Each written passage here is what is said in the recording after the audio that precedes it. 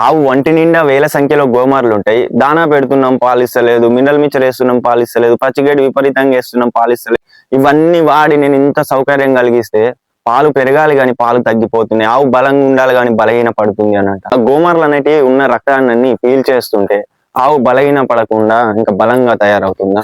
మీరు ఎప్పుడైతే మీ పశువు ఒంటిపైన ఉన్న టిక్స్ అదే గోమార్లను రిమూవ్ చేయగలుగుతారో, వాటిని పూర్తిగా నివారించగలుగుతారు, అప్పుడే మీ పశువు పాలను పెంచుతుందండి. డాక్టర్ని పిలిపించి సూదులు ఇప్పించుకోలేకపోతారు ఐవర్మెక్టిన్ లాంటి.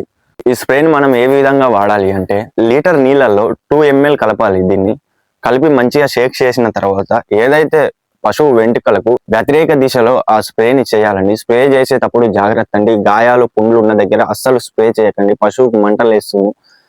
అలానే దీన్ని వాడాలంటే జాగ్రత్తలు ఉండాలి కదండి. పశువు దీన్ని నాకకుండా చూసుకోండి. ఇదే పశువుకి ఏదైతే మనం స్ప్రే చేసామో అదే స్ప్రేని తీసుకొని చిన్న చిన్న దూడలకు లాయలకు గోమారు ఉందని చెప్పి దానికి స్ప్రే చేయడం వల్ల అది ఆ డోస్ని తట్టుకోలేదు. అప్పుడు విషపూరితమై విషం దానికి వచ్చి చనిపోయే అవకాశం ఉంటాయండి. కొంచెం ఎవరైతే స్ప్రే చేస్తారో వాళ్ళు కొంచెం డాక్టర్ సలహా తీసుకొని మంచిగా స్ప్రే చేయండి. స్ప్రే చేసి మీ పశువుని గోమారల నుంచి రక్షించుకోండి.